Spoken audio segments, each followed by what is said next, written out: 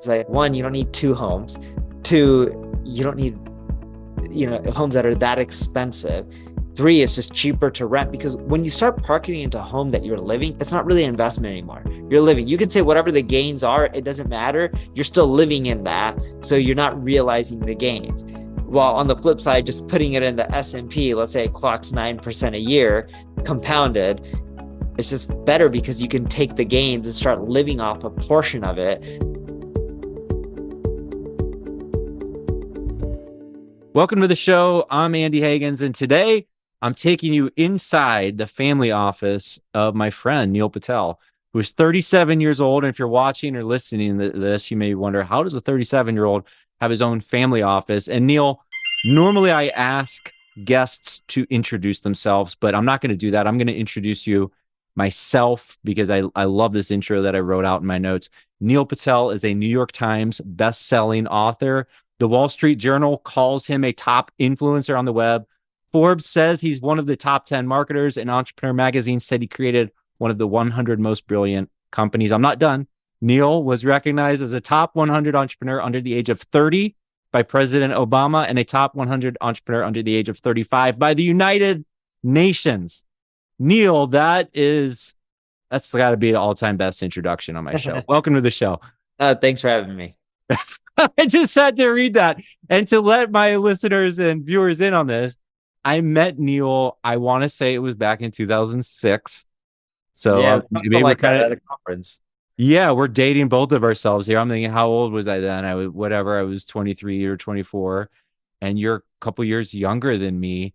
And the reason I loved reading that intro, I feel like when I met you, it was at a marketing conference. You were kind of like the new kid on the block, if I can say that. And then a year went by, and like at the next marketing conference I saw you, you were already huge. And I remember thinking even then, like, what the heck is going on with this guy? And back then you used to work for Patrick, right? Yep, I worked for Patrick Gavin. That's right. Yep, Was it Texting Ads or Position One? I forgot what the company name was back then. He has had so many companies that I was involved with, and honestly, I learned so much about entrepreneurship and private equity from Patrick. Yeah, oh, yeah, that's right. He likes raising money for his deals, and then he tends to flip to private equity and then flip again, and yeah, good for him.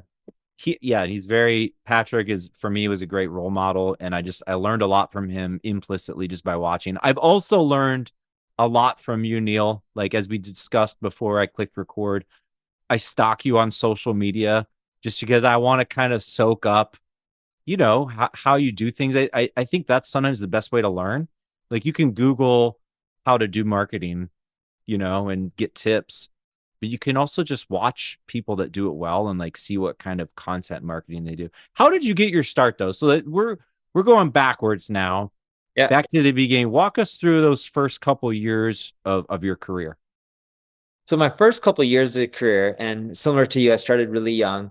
So there really wasn't any corporate jobs. I started when I was 16, so there really wasn't any corporate jobs. But I started creating websites, getting traffic, got good at it. Wasn't good at making money, was just good at getting traffic to a website, right? More people that go to a website, more likely to make money, although I couldn't figure out the money portion. And eventually, I got really good at the traffic part, frustrated about the rest. So I would call every day I got home from school, I would call all the people that were placing ads on Google, because you could see if it was labeled like a sponsored or paid ads. I don't know what the verbiage that they used back then. Mm-hmm. And I'll call them. They're like, I'll do marketing for free. I'll get you traffic. If I get you traffic, pay me. If I don't pay me. It wasn't really like a guarantee pitch. It was more so like, if you're happy, pay me. If you're not, don't. When you're a little kid, you're wasting hours watching TV or playing basketball. So I'd waste hours on websites. Most people ended up paying me. Got a good start there. Built an agency. The agency started making a few $1,000,000 when I was a kid, but it crashed really hard in 2008 during the financial crisis, right? With all the subprime mortgages and stuff like that. But luckily, before the crash, a few years before that, I started creating software, and I created an analytics company. And during the 2008 crash, the analytics company was continually growing month over month. it didn't really see any pullback. And was this Crazy Egg or Kiss This was Metrics? crazy. Okay. So then I shifted resources, and I didn't shift it by choice. I shifted by more so had no choice, because the agency was continually declining in revenue and profitability, and the software company was growing. So stopped doing agency work, kept doing software. The software companies, I think Crazy is like 16 years old now. We still have it. But when businesses just get old, and if you create a good enough product or good enough service, you don't have to be the best, it kind of just grows through word of mouth. If you do it long enough and continually adapt and listen to the market and give them what they want. It The has few, to be good though. You're not going to grow by word of mouth. yeah, It's yeah, not, yeah. You right? have to have create good product or good service, and you have to continually adapt and keep up with the competition. But that's worked out well for us, and some of it did really well. And overall, the winners made up for the losers plus more. And then my latest company, NP Digital, got back into that space because we were just getting so many leads, and had fun time doing that. I think we're now at 750 employees. I think we'll be maybe Wow. 1,000 by the end of next year. Only So only that's if growing only really fast. 750 employees, Neil. I mean, Only that's 750. huge. Our competition has like some of them have like 60,000 or 100,000 employees, right? So we still feel really tiny. Wow. Wow. So, so many, we're talking about your family office today, and so many family offices do actually have their genesis, not only in entrepreneurship, but in that software or technology world where you have an entrepreneur who builds up a successful company in software, technology, or some kind of startup, and then has a liquidity event. And that liquidity event is the genesis or the external event that leads to the creation of the family office. So for you, obviously, you're earning a lot of income, having a lot of success early in your life, in your 20s. Was there a liquidity event, like looking There back? wasn't. So for So I've you, had small liquidity here and there. I've been doing angel investing for 16 years now. So I've had some wins from that, and then just kept recycling the money. I've been an LP in a lot of angel funds, then venture funds and private equity funds. And then again, you recycle the money. Mhm. And then my businesses spit off millions a month in free cash flow. So when you're making millions and millions a month, it adds up. I'm 37, but when you've been making that for a while, you kind of have a lot of money to invest over time, right? So then just parking, like how many homes you're going to buy. I'm in a rental right now. I was telling my wife, I'm like, the ideal thing to do is just never buy any homes or real estate.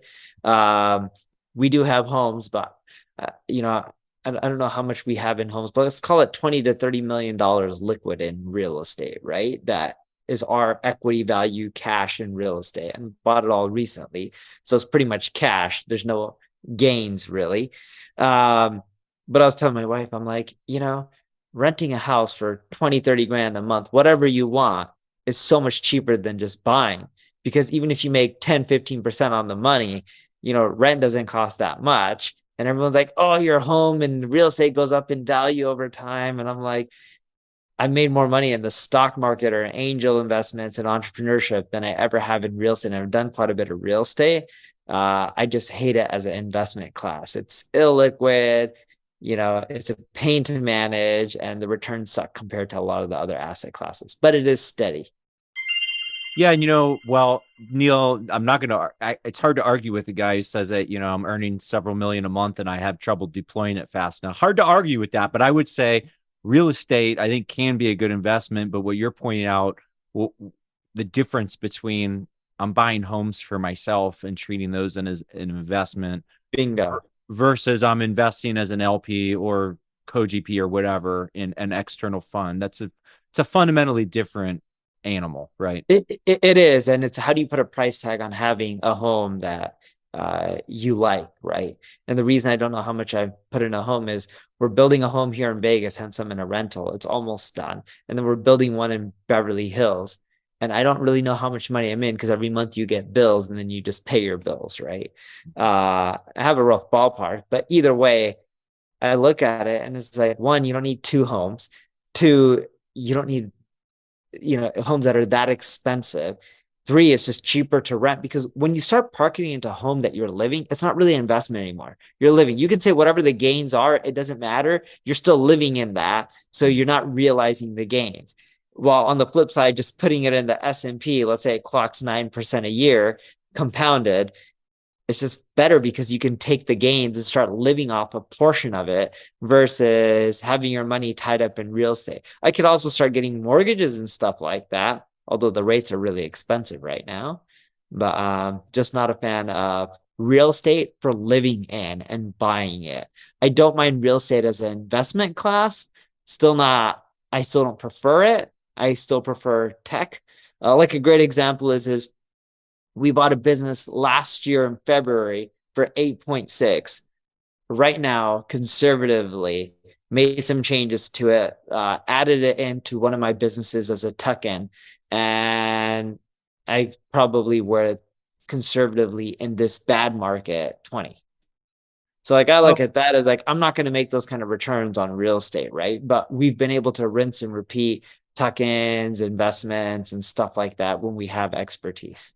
so that already I'm pulling out this theme, which, I talk with a lot of family offices, and to me, this is a recurring theme. DJ Van Curren says, if you know one family office, you know one family office, right? And a lot of times when you look at the patriarch, and it's funny, Neil, to call you the patriarch, but you're the patriarch of your family office, right? A patriarch oftentimes, or matriarch, a family office will have an investment philosophy that reflects the skills, personality, life experience, career experience of that patriarch or matriarch. So you've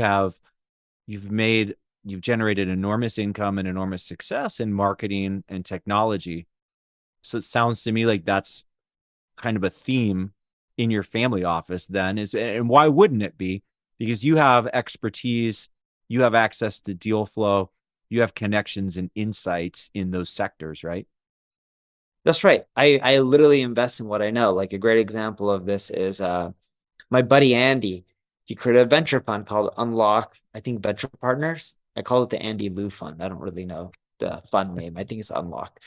And I did angel deals with him and a ton of them over time. And I believe, if I'm not mistaken, I could be quoting inaccurately here, but the numbers are around here from the last time I had a conversation with him. His cash return as an angel investor, not paper returns, forget paper returns. Everyone talks about paper returns. What really matters is what your cash returns and what you're seeing in your bank account.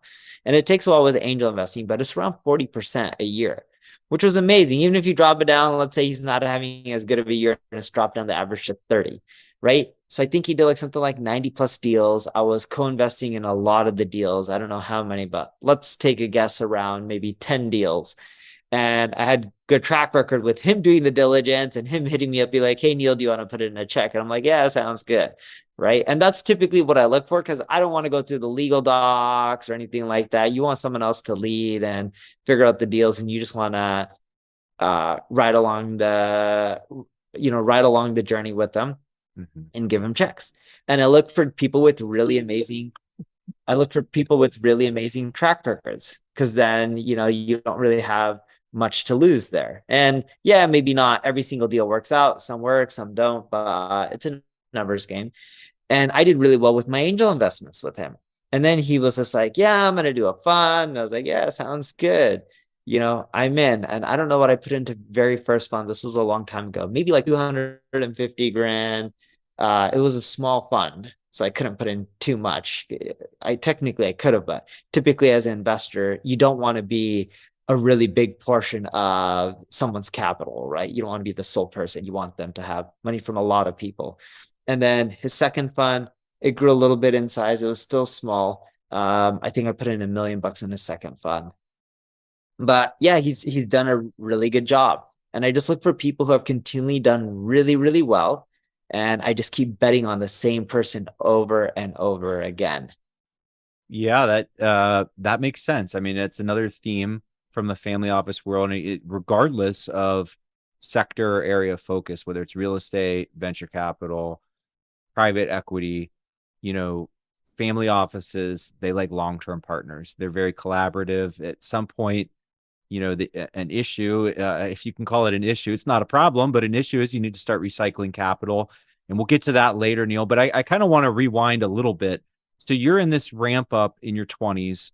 You're earning tremendous income. Do you mind sharing like what age at which you were actually an accredited investor and you were like, I'm now able to invest in these kind of private equity deals, private funds, kind of where you started your journey in Yeah. LP. Maybe 20, 21, 19, somewhere around there. I would probably So say that's conservatively 20, 21. that's pretty young. Okay, so you started doing alternative investing at age 20 and 21, kind Yeah, of yeah, 21 makes sense. I've been an angel investor for more than 16 years. So 2021, somewhere around there. I'm almost 38. so for you it was kind of your entrepreneur by day and then your income is growing and then you're basically recycling your income into a variety of investments including private investments doing that by night or kind of in parallel with your entrepreneurship. So at what. Well, not even by night.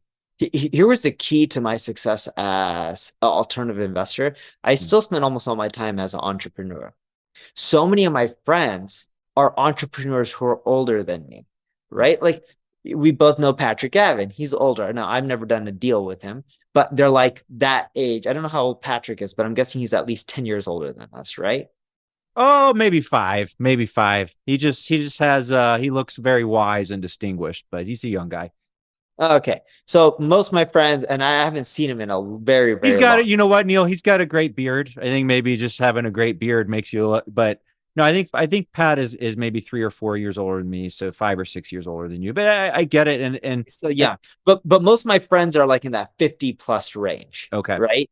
So they're at the tail end of entrepreneurship. They've been investing in ages. So one, I've invested in a lot of their companies and made money from that. Two, as they do angel investments, they'll be like, "Hey, we're looking to fill up this round. I put my money in. Can you throw in some money? It's a good deal." And with a lot of them, because I've known them for so long, I don't really get that much details of the company. It'll be like 5 minutes or like just an email with a few paragraphs. And I'm like, sounds good. And I usually just ask them, how much are you in? Right. Because I usually know some of my friends' net worth. So based on that, I can figure out, all right, if like yeah. someone's putting in 25 grand and they're worth a $500 million, like, yeah, whatever. Right. And Neil, But Neil, can I stop you there and just thank you for being honest because I'm a big proponent of due diligence and I encourage LPs to do diligence. I do due diligence, but in my experience, most LPs don't do due diligence or their due diligence process kind of is like yours. It's more gut feel, relationship, trust of the other party. I just want to thank you for just like being honest about that, like not BSing me and saying, well, I put them through a due diligence process when you're like, no, it's based on relationship and trust. yeah, like if one of my buddies has a similar net worth and they're like, "Oh, I'm in $3 million. I really believe in this. I spent, months and months." And they're like, Yeah. "Okay, cool." And I don't even have to get that much in detail. The moment they tell me they're in $3 million and I know how much they have roughly, uh, it's easy, right? I'm like, well, if you have someone where you put 3 million, all right, here's $1 million or $2 million check because they wouldn't have put that much money in it unless they believe in it. Now Skin it in the doesn't. game. Skin in the game. Yes, You're asking what's your skin in the game, and that's a yes. big mover for you. It's usually the biggest mover. And here's the thing, the skin in the game is how much skin in the game do they have percentage wise, right? Like Mm. if they're worth $100 billion, I'm making up that number. I don't have any friends who are worth 100 billion and they put in $1 million. It's like me putting in 50 cents or a penny in something, right? Or a dollar or whatever the ratio would be. That doesn't mean anything to me. But most of my friends have been entrepreneurs for a long time and investors for a very long time. And we all share a lot of the deals. So I'm just writing checks. And over time, it's added up and it's the easiest way I found my deals. And when I put money in with my friends, if they lose my money, it's not like I get pissed off. The key is not to be upset that the deal went south because a lot of them will. The key Yep. is to know, hey, when you do a lot of these deals or you're putting your money in, let me know because it's a numbers game, right? Yep. And the ones that hit usually hit hard. But there's different asset classes as well. I tend to focus a lot on tech. When my Tech friends like, is tech is going to have more, unicorns. Like in real estate, you're more yes, gonna you put your money in, you get 2x back. A deal goes bad, you might get 1x back. Sometimes you get nothing, but like real estate, there's going to be like you're not narrower gonna. It's bound. hard to lose it in real estate. It's hard to have a zero. Yeah, right? So you have people have found a way, Neil. Yeah, using leverage, yeah, you can find a way. Trust me. But No, there's you're right. You could have a zero, but typically, if you buy a property, and let's say you're just buying it with cash to keep it simple for yeah. $10 million with a group of people, in a bad economy, it's hard for them to go from 10 million to zero, Yeah. right? With the mortgage and stuff, yes, you could lose your money and be wiped out. But typically, if you're buying the whole thing outright, with real estate, just generally speaking, unlike tech, it's very rare for something to go up from like 100 million and then to zero, which happens. But tech you have the power law distribution, which is Right. where some of these are unicorns, 100x or 1000x returns, and then you're much more you're less flapped by the strikeouts. It's a little bit more like baseball, right? Where even Yes. a great hitter is batting 300 and you're happy. You're like, well, this guy's a great hitter if he's batting 300. So to kind of continue on this journey though, so you're in your 20s, you're earning more income, your businesses are very successful, you're starting to earn millions a month or at least a year, eventually per month, and you're recycling this money with some of your entrepreneur friends that you trust into angel investments, into private deals, into venture capital, tech type investments, and other private investments. At what point, was there a point, I guess, where it all just got to be like too much, like where you're getting, 25, 50 K1s every year, and where you kind of go, well, wait a minute, I need to professionalize this? Or I guess what was the kind of that first milestone? Or was there a point where you were like, I need an advisor or I need a full-time CPA or The first part was I was doing a lot of these like 25 grand checks because that's where I started off as an angel. I think I had maybe one or two at 12 and a half or somewhere small like that, but I was starting off typically at 25. Then I started increasing to 50 and then 100. And then it kept growing from there. Then I got a bookkeeper named Beth, and Beth would just keep track of it because I would have a spreadsheet of here's the investment I made, here's when it sells, and it would just be gain or loss. And it started getting messy after a time, a bit. And then and then I realized this is a lot of work to start going through all these angel deals. So then I started writing bigger and bigger checks, doing less of them. And then I started just becoming an LP because I had friends who were doing a lot of them, and I would try to push them, like my buddy Andy. I'm like, one day you should create a fund. And he sold his first company to, I think it was called Aquaniv, which then Aquaniv got bought out by Microsoft. That was, I think, a multi-billion-dollar acquisition. His portion wasn't, but he still did really well for his investors. And then his second company sold to, I believe it was Vizio, the TV company. So then he had a good track record there. He had a better track record as an angel investor. And I'm like, dude, you should just create a fund. I'm tired of writing all these checks. Like, it's just easier to be like, here's a lump sum, just go and do whatever you want. give me one K1, dude. Don't give me 20 K1s, right? And it's a pain in the butt, right? Like, Yeah. I'm doing my taxes literally this week and I won't get them done. But like, I don't know how many K1s I sent my guy, but I think I probably sent him 50 to 60 K1s. No joke, Mm-hmm. right? Like, I have a lot of K1s. Like, I'm just sending tons and tons of them. And eventually you want to consolidate and have less and less. But, the amount of documents I sent him for like interest and 1099s and all this kind of stuff, the wages and W-2s or whatever they're all called, I probably sent him over 100 plus documents of investments and gains and losses and